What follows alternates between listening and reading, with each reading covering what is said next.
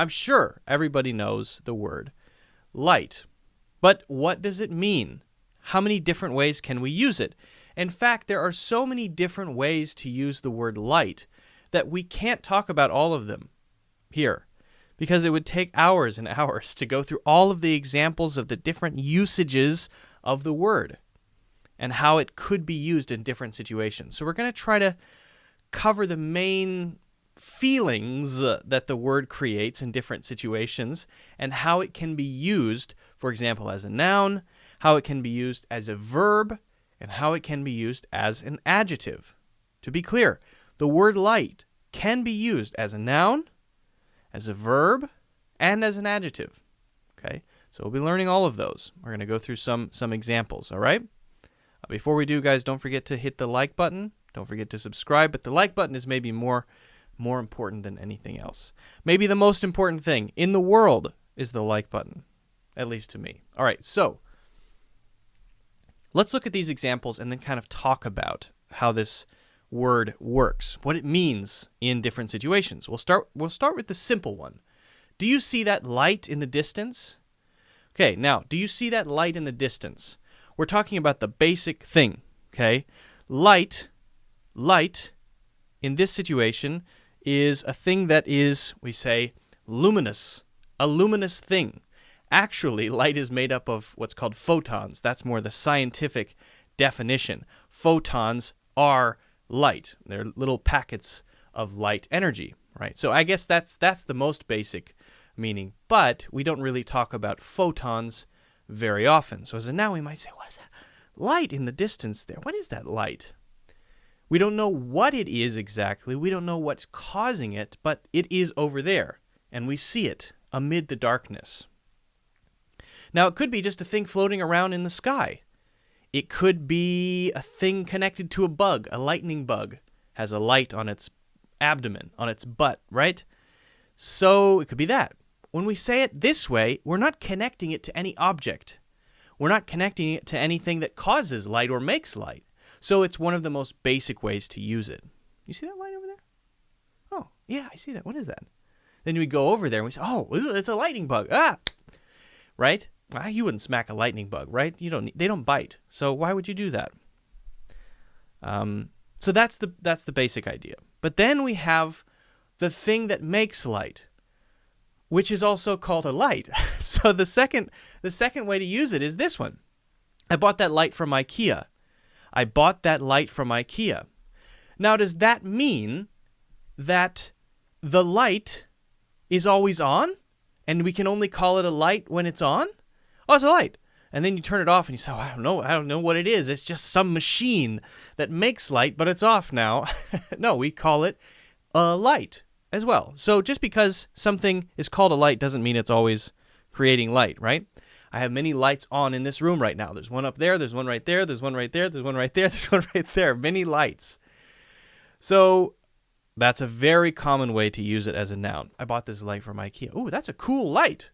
That's a cool light. Oh, thank you. I like the design. I like the shape. I like it. It's cool. I bought it from IKEA. So simple. That's easy, right? But we're not talking about the luminous thing. It makes the luminous thing. It creates the photons, right? But we're not talking about those photons right now. Okay, so that's another way to use it. One more of these. Actually, there's a lot more. But this is the last one of this exact type. The light or lighting is actually a little more common in this situation. In this restaurant is perfect. If you ever go into a restaurant and you think, wow, the atmosphere in here is so nice. I like it. It's moody. It's a little dark, and there are lights on here and there, which give it a feeling of sort of warmth, maybe. Or maybe it feels secluded. Each table feels like it has its own space, right? Maybe it's a fancy restaurant with tiny food that's this big that costs $900. Well, you might say when you go in, well, I really like the light in this restaurant. But for that one, the one that creates the atmosphere, the environment, we might say lighting. So what's the difference here? Are we talking about the things that create the light that we buy from IKEA? No, but those things are creating this atmosphere, Are we talking about the light over there? We don't know what's making it? No, but there are those too, right? There are lights around the room that are creating the atmosphere. But when we talk about light in this way, I like the lighting of this restaurant. It's so cool. I like the vibe, V-I-B-E vibe. We're talking about the light that surrounds us, right? And the feeling that it creates overall, sort of the design of the light in a way, the way that it interacts with the room, the way that it makes us feel when we look at it. So it's another way to use it. We could use light, we could use lighting. Okay, so that's basically how we use it simply as a noun. Someone asked, I think, what IKEA was. IKEA is a place where you buy furniture. It's from Sweden. It's probably the most famous Swedish brand. They make good furniture, and they have large stores all around the world where they sell their own furniture with weird names. Yeah. All right, so let's continue. We're still talking about light. We have a lot more to talk about. We still got to go. All right. Maybe talking to her will shed some light on this mystery. Maybe talking to her will shed some light on this mystery. What is this all about? Are we talking about some physical light? A mystery is something that's in our minds, right? Some problem that we're trying to solve, something we don't understand. That's a mystery, right? Yes. So when we say shed some light on the mystery, what does that mean? What is that all about? Well, imagine that the mystery is a thing, a physical thing, right? But it's dark. The room is so dark we can't see anything. We're trying to look at this mystery, which is in this little box, and I can't see it. It's too dark. Then we turn some light on, or we have a flashlight and we shine it at that. We've shed some light on the mystery. But now, mysteries aren't really physical in the way that you hold them. You can't hold them in your hand, right? So it's that idea, but it's in a non-physical way. So when we discover new information, when we do something to try to see more into a mystery, to try to discover more about it, we say, shed some light on this mystery. Totally don't understand what's going on. There's a dark thing over there in the corner. It's very mysterious. I don't understand it. I want to find out more. Shine some light on it. Maybe, if this is a detective story, I'm finding clues. I'm looking for information. I'm trying to figure out what is happening here. So I talk to a witness. You've probably seen movies, TV shows where the detectives will talk to a witness. What were you doing on the night of Thursday, the 23rd of July? Oh, I was at home watching TV. Do you have an alibi? Yes, my sister was with me. All right, I need to talk to your sister. So they're trying to shed some light on the crime that they're trying to solve. So we use it that way. So it's not the literal meaning of light, but we still use it in this way. I think it's very interesting. I like this one. I think this one's cool. But not literal, right? If you go there, you may see things in a new light. You may see things in a new light. So this is a similar idea, but it's a little different, okay? This means I might understand something from a different angle. I might look at something from a new angle that I hadn't considered before. So maybe I go talk to her, the person who might be involved with this crime, and then she tells me something that makes me look at the crime in a whole new way. I see it in a whole new light now. But it's not only for solving mysteries and solving crimes. Maybe you make a friend and you have an attitude about something, right? You say something like, you know what? People who drop out of school, they're just lazy.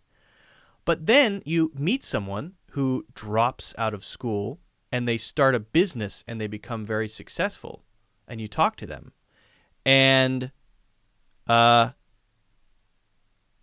wow, maybe people who drop out of school aren't all lazy idiots. Maybe some do it for a good reason. I'm starting to see this in a whole new light, this issue of dropping out of school. Maybe I'm changing my opinion. It's like getting a different perspective on something. That's the basic idea. So when we when we talk about this second one, if you go to this place, you may have an experience which will give you a new kind of perspective. All right, moving along, guys, moving along. We still have more to talk about here, more to say. We lit the Christmas tree at midnight. What if someone lights it on fire? Don't light up a cigarette near me. Now, these are all basically the same idea, so we can talk about these pretty quickly, I think. We lit the Christmas tree. Lit is the past tense of light. Now, is this a noun like the ones before? No, it's a verb. We lit the Christmas tree at midnight, past tense. Lit, L-I-T. Now, lit has another meaning that has nothing to do with this, but we can maybe talk about that at another time. What if someone lights it on fire? Well, if someone lights it on fire, then obviously it will be destroyed. That's a verb. Light it on fire. Don't light up a cigarette near me. Maybe I don't like when people smoke near me.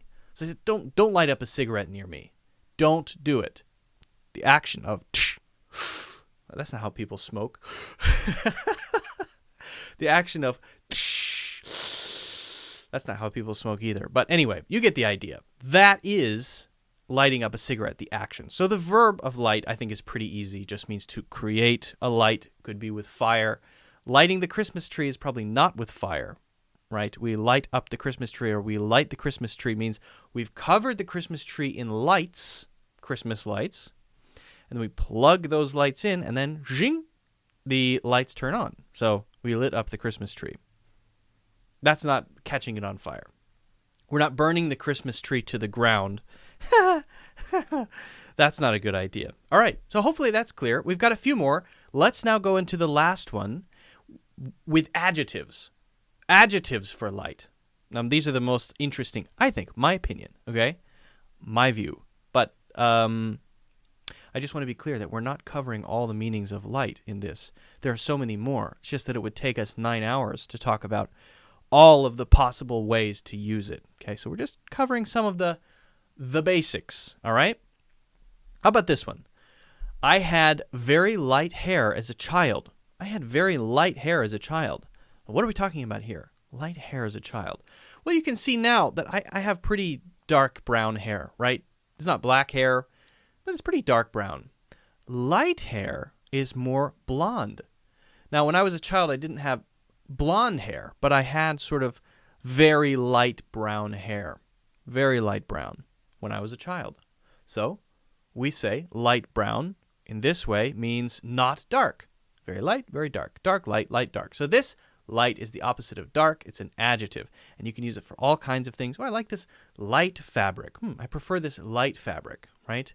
We're talking about color, light, dark. But then we can translate that to things like food, things like taste, right? And other things as well, but it's based on the light-dark thing. So you can have a light beer and dark beer, but to be clear, that means two different things. A light beer could be that the color is kind of lighter, but there are other names for it. Usually when we say light beer, we're talking about a beer that doesn't have many calories. So a beer with fewer calories. There's a regular beer, maybe a stout or a porter or a lager, and then we have a light beer like Bud Light or Amstel Light or Miller Light, or there's so many light beers. So you could say that light means that it's light in color, which is one basic meaning, sort of like light hair, but generally light here, when we use it like this, light means, do I have the beer one? Yes. Do you like light beer? The last one here. The last one. Do you like light beer? Okay, let's go back to these though. These bricks are lighter than I expected. Lighter than I expected. So this one, we're not talking about color, a light color or a dark color. We're talking about light as opposed to heavy. Light, dark, opposites. Light, heavy, opposites. Both adjectives. These bricks are lighter than I expected. Maybe they look very heavy, and I get ready to pick it up thinking, oh, it's going to be so heavy, and then whoop, it's very easy to pick up. It's not very heavy. So lighter than I expected. I tend to prefer lighter cuisines, like Japanese. All right, so if I prefer lighter cuisines, that means I don't like very heavy cuisines, like maybe German food tends to be very heavy, or certain American dishes tend to be very heavy. Heavy, more like the feeling I get when I eat those cuisines, those types of food. Whereas some cuisines are very light. Maybe certain French cuisines or certain types of French food can be light, and Japanese food is famous for being very light. So this one is the opposite of heavy too, but not heavy to lift up. It doesn't mean the food itself is easier to carry around. No, it's more like the feeling that you get from the food when you're eating it, right? Afterward, do you feel heavy or do you feel light? That's kind of the difference. That's the basic difference. Okay, we have one more to talk about here, okay? One more to talk about. Now, I mentioned the beer thing. Do you like light beer? So there we're talking about something similar to not the full thing, right? Light beer. Something similar to not the full beer, not a lager there. Now, that could be related to calories. It could also be related to taste. You could say, this beer has a very light taste. I really like it. I like the taste. It's so light. Okay. Now, the other ways we can use it here, your handwriting is so light I can barely read it. That means that it's faint, that you didn't push down hard on the paper with the pencil or the pen, and so it's difficult to read because maybe the strokes that you used are so thin. It's very light. Maybe it's not that it's so thin, but you just didn't push down hard enough, and because you didn't push down hard enough, well, I can't really see it very well, right? The last one here, are you a light sleeper? In fact, we can say light sleeper, and the opposite is, can you guess? Heavy sleeper. Light sleeper, heavy sleeper. Light sleeper, heavy sleeper. Okay? They're opposites. Heavy sleeper is someone who will not wake up even if a train goes through their bedroom. Right? Like me. When I sleep, I don't wake up very easily. I'm out. I'm a very heavy sleeper. But my wife is a very light sleeper. If someone walks into the room and the floor squeaks a little bit, she'll go, huh? Right? She wakes up very easily because she's a light sleeper. So that's how we use light in the adjective sense, as a verb and as a noun.